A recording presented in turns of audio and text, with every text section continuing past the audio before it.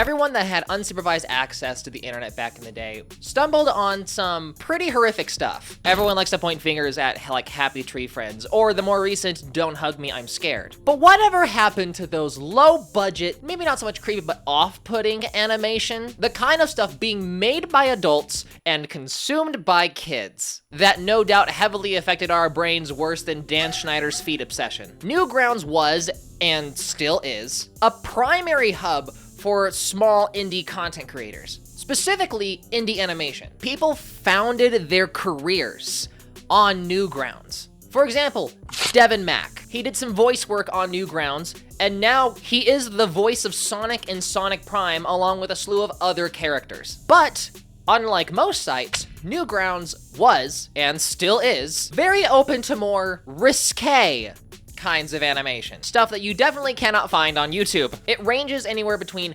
totally safe and normal to please verify that you're 18. But it's everything in between these two extremes where you'd find something very interesting. The kind of stuff that isn't necessarily labeled adults only, but should probably have been labeled adults only. And that's where I found Foamy the Squirrel. Foamy the Squirrel is a series of this squirrel, originally starting off as an over-caffeinated squirrel that just does too many things, living with a goth girl named Jermaine. And altogether, the squirrel makes Jermaine's life generally difficult. It really tried to focus on the goth character, Jermaine, but over time, Foamy just gained more popularity, and the show started revolving around him. The animations were released weekly and usually only around 20 seconds long. The origin of the series came about from Jonathan Ian Mathers from Neurotically Yours series that featured Jermaine, the goth-looking one. These comics predate the animations that are on the internet. And there's still books being published to this day, and a compilation of comics were published that you can buy. Jermaine was always a character that was sexualized to an extreme. When she wasn't being the moody alternative weirdo, Jonathan Ian Mathers was drawing her with oversized breasts and hips in sexually explicit positions. And this image I'm showing you isn't even the worst one. This is just the one I feel like I'm able to show on YouTube without being demonetized. And for a lot of 13-year-olds only recently hitting puberty, a goth girl with oversized proportions was very alluring, being drawn by someone who was more interested in being, like, edgy, which was very normal back then. And you can list several examples of people who were cashing in and gaining a lot of notoriety on edgy humor, and have and still have a massive following around it. The most notorious I can probably think of is Shane Dawson, which I also grew up with Shane Dawson's content. Now, I'm not going to defend Shane Dawson or whatever he does or what he's doing, but you look back at that content today, and several people who made that sort of content during that time will admit it's really bad now. I hate fat 12-year-old girls. They're so crazy. Hey, that's not true! At least with Shane Dawson, there is the argument that the edgy humor and like those sorts of jokes was for the sake of a skit and doesn't necessarily reflect the opinions of the creator. But you know, when it comes to this sort of thing, it's really hard to tell that sometimes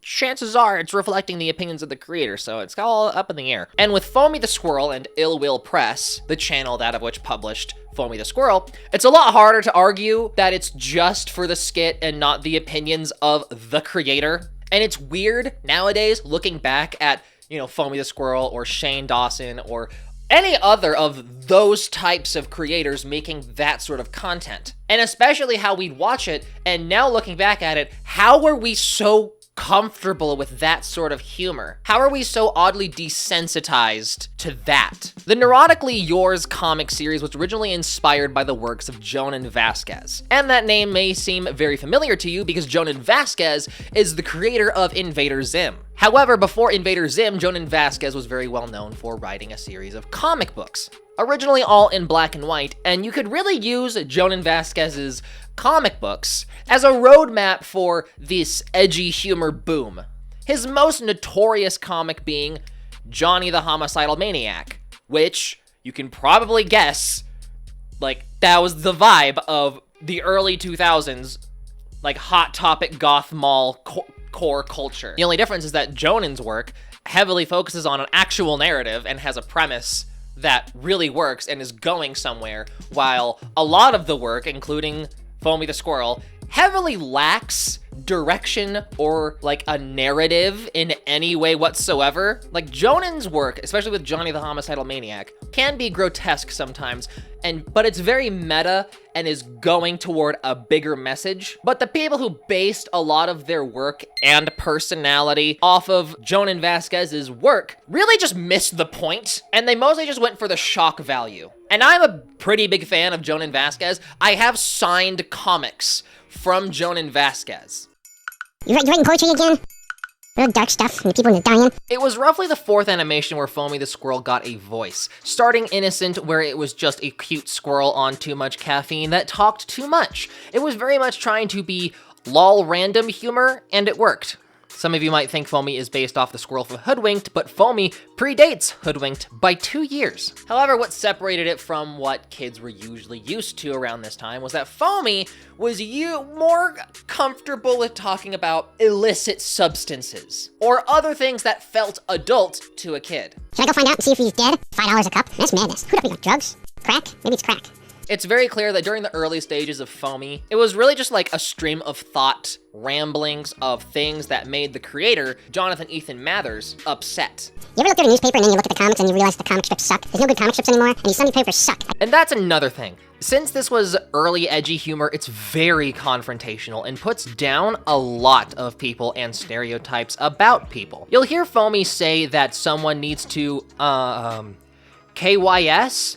No longer be alive, if you get my drift. I'm going to censor out those parts, but just so you know, everything about Foamy is basically a trigger warning. And this setup is really what set Foamy the Squirrel rolling. A slightly animated, looping setting with Foamy popping in all around and complaining about several things or making observational humor. And racist stereotypes weren't off the table either.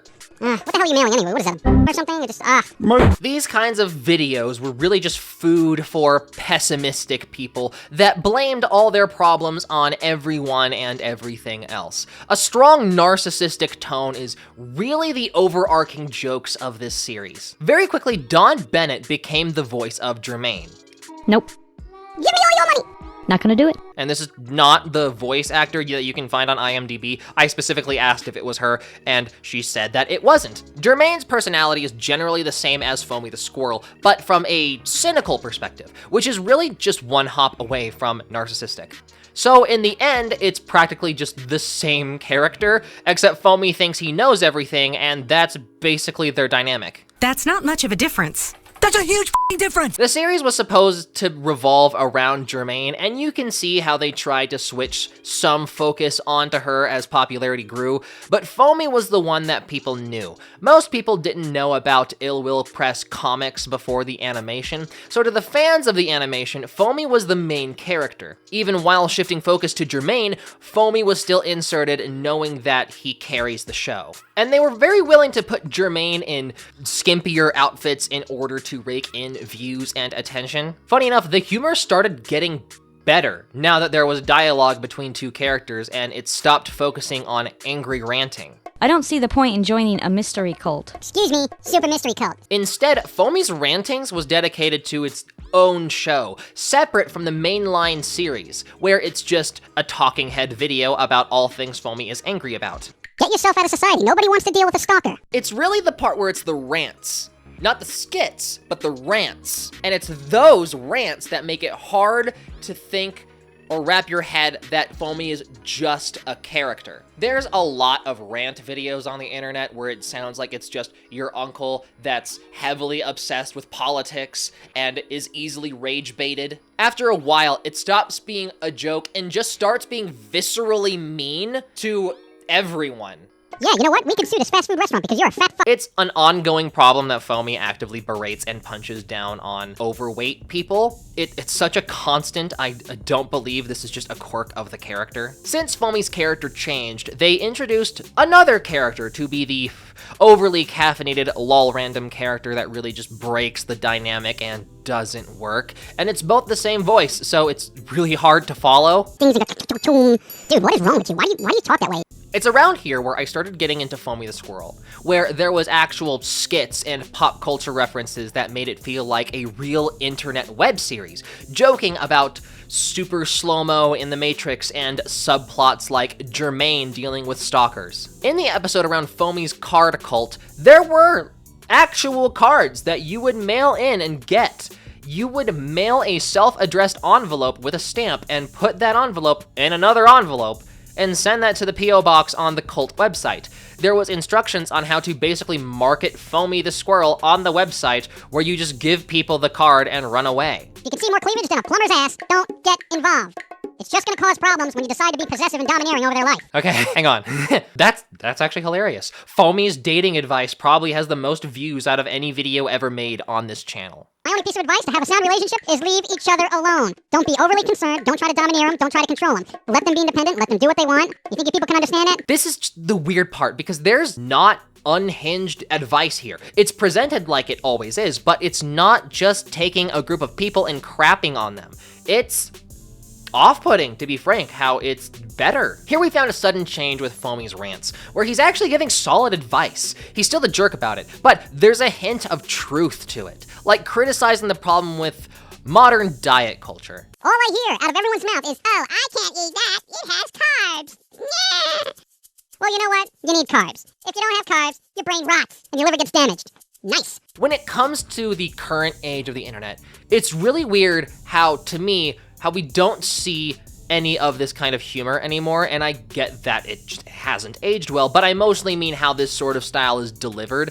Animation nowadays is usually shockingly impressive. Like, there needs to be a certain level of quality before people are willing to release it to the world. Low-budget skits with next to no mouth phonemes for the sake of the fun of it. The odd humor where they fully embrace macabre and weird concepts. Now it's all talking head YouTubers that tell quirky life stories, which is good, don't get me wrong. Like, when the Anka grinding thing blew up and people were freaking out about it, and everyone like us that grew up with stuff like this looked at it and thought, it's very tame. It put into perspective that either the younger generation is too sensitive, oh god, I'm sounding old, or more likely, we were watching some generally messed up stuff online and people figured that out and steered away from it as time went on, which I get. But the accepting of strange and macabre is just gone, and it upsets me. I feel like we need a new age, modernized stuff like this. It all feels so safe to appeal to the largest audience possible, and that's no fun. But making this type of stuff without reverting back to shock value, slightly racist, very fat-phobic content would be the biggest hurdle. You know what I blame for the loss of the edgy stuff for kids? Because I don't think the edgy stuff during that time was necessarily bad. I think it was just done very poorly by people who didn't know when to hold back. I still like edgy stuff in this sort of medium, in this sort of context, but I think like Courage the Cowardly Dog is just done better than some of the stuff on the internet. But generally, I blame the shift of cartoons, specifically on Cartoon Network, and I love the new shows on Cartoon Network. Don't get me wrong, I'm not saying they're bad, but there's very clearly a different bar the creators have to make, and it's not like lowering the bar or raising it, it's just moving the bar somewhere else. And that is very limiting to what the creators can do. And a lot of people will blame Marvel movie writing in the MCU, which I also kind of blame also. Not because the MCU movies were bad, though they are now. They were great, don't get me wrong. They are great movies when they started off with Iron Man and Captain America, all the way up to the Avengers. It's when everyone started trying to mimic the success of the MCU and the writing style of the MCU, where everything became very homogenized. And we're still seeing the effects of it to this day. No company will allow anything new or unique. And finally, I blame YouTube. YouTube is like a massive factor in this. It's the biggest factor in this. I love YouTube. Clearly, I am currently working as a content creator on YouTube. But it's the constant changing of algorithms and COPPA having a chokehold now on what can and can't be allowed. It's made content creators very scared to do certain things, especially something even remotely along the lines of Foamy the Squirrel. Now the closest we get to anything like this is like commentary YouTubers like Hassan Piker or rage bait YouTubers like The Quartering, which I don't like either of those. I don't like either of that sort of content. We just had a pandemic. That was when we should have been seeing the unhinged callback to this sort of edgy animated content, but we haven't seen any of it like that. There should have been a resurgence, and it just didn't happen. There's just no mainstream platform that will allow for this kind of content anymore. We all have to conform to safety, and that's not all a bad thing, but it's also a bad thing. So what's the solution? I don't know, I'm just angry. You probably noticed a jump in quality, and that's because the creator is actively upscaling all the old videos into HD on Newgrounds, making Newgrounds still relevant. More people should go back to Newgrounds. Pretty quick, you see Jermaine get bustier, which sometimes they comment on men being pigs that focus too much on women's bodies. But like, you can tell it's also because they want to use sex appeal to maintain people's attention. The joke is that Jermaine slowly eats more chocolate and starts becoming so much of a foodie that she gains weight, therefore becomes bustier. And this is a weird mix of Foamy's previous hatred of larger people and being confronted with someone that actively gains weight while also using the weight gain for sex appeal, and it worked. I definitely came back every week because of this. It's like they realized a large portion of their audience was horny teenagers and leaned into it. Don't forget that because of YouTube, there is a lot of Foamy's videos you cannot find just because they're wrong in a lot of ways, like this one where she's basically in bondage. We enter a weird era where it seems like the creator of Foamy the Squirrel realized they were being a jerk to larger people and had a change of mind, but also is still willing to hypersexualize Jermaine. So we traded one bad thing for another because Jermaine gets even more sexualized. But it's not entirely bad that women should embrace who they are, and if they look good, they should flaunt it. It's sending mixed messages. The point is that this era, it gets better, slowly, but it is a little better. We literally have backgrounds where it's girls with breasts so large they're ballooned to insane proportions and laying down in a typically suggestive position. It's wild looking back at this and realizing how bad this aged. I guess this was ahead of the curve of the Twitter art proportions we see nowadays. So how long have you been like this? Ever since Foamy rambled off that stupid boob spell from the Bigger Breasts Through Witchcraft book 2 weeks ago? Eventually, subtle style changes and new characters were introduced as time progressed. And keep in mind, this is a weekly series that's still going on to this day, and we're going to get to the modern stuff soon. The skits or episodes don't really change. You're dark. And that's not just a dermatological observation. At a certain point, Jonathan Ian Mathers used this pumpkin guy persona to live stream and talk directly with fans. This is really just him trying to make quick, on-the-spot humor like it's a new show. It's not really the creator interacting with the fan base, it's another persona trying to get some giggles. This era of Foamy, I don't think a lot of people know about since they didn't realize episodes were still being made, and this has been going on for over a decade now. So at this point, you don't really see them injecting their own opinions and more just scramble to make a short comedy script for the weekly release. Did anyone see that? Does anyone care?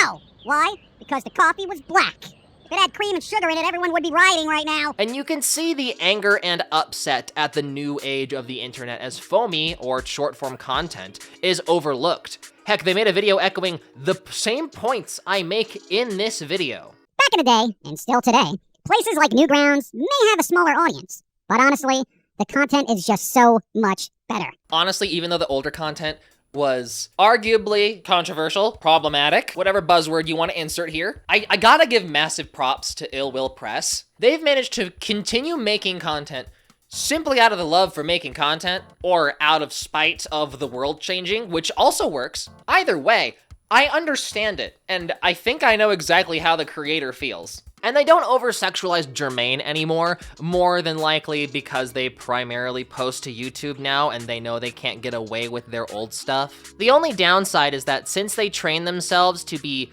overly critical for content, they fall into the quote-unquote intellectual pitfalls of wanting to be neutral and logical and refer to women as females. And it's very preachy sometimes. The Foamy rants took a massive downturn. We're now living in an era of oversensitive crybabies who, at any given point, will burst into tears and wee when faced with a logical statement that contradicts their own ideas. What I will say is that even though someone is putting in the time and effort to make something original, even though that is a noble pursuit, making something original, that in and of itself does not mean that new content deserves attention. The original content must also be good. And the Foamy the Squirrel animations do look better, but they aren't doing anything new. There is no boundary being pushed anymore. The appeal of a weekly, small, short-form episode is gone, and now it's on a platform, YouTube, that has largely shunned short-form content. I think the creator of Foamy the Squirrel is stuck in a mindset that they cannot get out of. As a creator, you have to be willing to pivot and experiment with new content, as well as simultaneously supplying the content that your followers are already accustomed to. And there's going to be a shock. Some people are going to unsubscribe. But when they see that you're delivering on both the new thing and the old thing, people will slowly come back. I should know, it's happened to me quite a few times. Now, over a long period of time of showing people that I will deliver the content, that of which they enjoy, and not just abandon them, I don't really see a massive drop-off of subscribers whenever I try something new, because my existing audience understands that my channel is safe. But this creator hasn't really gotten to the point where they've decided to pivot. The problem is that they're also so fixated on being an intellectual and preaching what they believe is the truth to the internet, it's lost everything that made Foamy interesting. It just became another persona for the creator to spew their opinions online. You get the feeling that the creator never really grew up. There was a certain point where they decided they had to stay the same or lose what they've created, so they're stagnant. And can I just point out, if you've been doing the same thing for 20 years, it is no longer original. In 2022, we got the Island series, where we get the same thing, but in a pseudo-chibi art style. The worst part is that the jokes aren't even good anymore. You can tell they've milked these characters and the premise dry, and it's running on fumes. In 2023, another persona was released, a VTuber avatar of a vampire named Steve, where it's slower and isn't constantly trying to get giggles or comment on everything people talk about. What is this? I don't even know. What's the translation of this? Seeing the downfall of Foamy and how what once was controversial but generally loved series become the eventual echo chamber of one person talking to himself or one other person, it's disheartening. It's scary. Am I gonna end up like that in 20 years? That is a constant fear I have in the back of my head. Even today, there are still videos being made and released weekly. And there is value in Foamy the Squirrel. But it's like they're trying to continue riding on the wave of popularity that Foamy had, when there is currently no more water in the ocean. And it feels very uncomfortable for me talking about this topic, because I know there is a very likely chance that the creator is gonna watch this video. It has happened in the past with other videos I've made on bigger topics than Foamy the Squirrel. Some people who have worked on these projects see my videos. I largely try to focus on commenting or critiquing on the content and not so much the creators. But in this instance specifically, the content and the creator are almost so intertwined, I can't not talk about both. Foamy doesn't feel like a character anymore. There isn't anything original being made anymore. The channel is a dead horse that is being beaten every single week. I'm happily surprised that there's such a dedicated fan base. Usually just talking about pop culture or movies, it's hard for me to tell if there is or isn't a separation between Foamy and the creator. It's practically impossible for me to tell. The funniest part is, while watching his stream, there's even opinions in that stream that I agree with. Opinions that I even have said in this video. It's this weird dissonance between how I see the creator versus how I see Foamy the Squirrel, which gives me hope that Foamy isn't really a persona and is really just a character that's run its course that needs to be retired in pursuit of something new. I hope that if the creators watching this video that they hopefully don't get angry at me. I hope they see this video and maybe listen to the words I have to say as someone who legitimately enjoyed Foamy the Squirrel growing up and would very much like to see a breath of fresh air revive Foamy the Squirrel, but knows that that isn't going to happen running on the treadmill that it's been running on for 20 years. I thought about messaging the creator, trying to get some quotes or some answers to some questions, but honestly, I was scared. I'm embarrassed to admit it, but it's the truth. I was scared. I've seen enough people who are in this position or who are in the position I think the creator's in. And usually when you talk to those kind of people, it doesn't end well. Trying to engage in a dialogue with some certain people, you don't really know like what kind of person they really are. And it's been multiple times when they just want to be angry and hurt the person that of which is making them angry. And I don't have the energy, the emotional labor to deal with that anymore. Especially since this is one of those videos where I can't really convey my opinions about Foamy the Squirrel without risking hurting the feelings of the creator, which isn't necessarily something I'm trying to do. This isn't supposed to be a hit piece on the creator. Or maybe the preferred outcome is that maybe he doesn't care. Maybe I just have it wrong. Maybe everything that is being put out about Foamy the Squirrel is a character and not a persona that is echoing the opinions of the creator, and I have misinterpreted the intention, which I am very okay if that is the case. I desperately hope that's the case. And in the end, maybe their channel gets a little bit of traffic. Maybe the paycheck that they get, YouTube ad revenue, is a little bit bigger because of this video. And for my negative Nancys out there, tell me how you feel about Foamy the Squirrel, or the other series that were being made, since I didn't actually get to cover everything that was made. There was also like 4Y Records and other things that was attempted. Did you know Foamy was still going on? Did you ever get one of those card cult trading cards? What advice would you give to the creator? Let me know in the comments below. I hope you enjoyed this video. Stay beautiful and keep playing.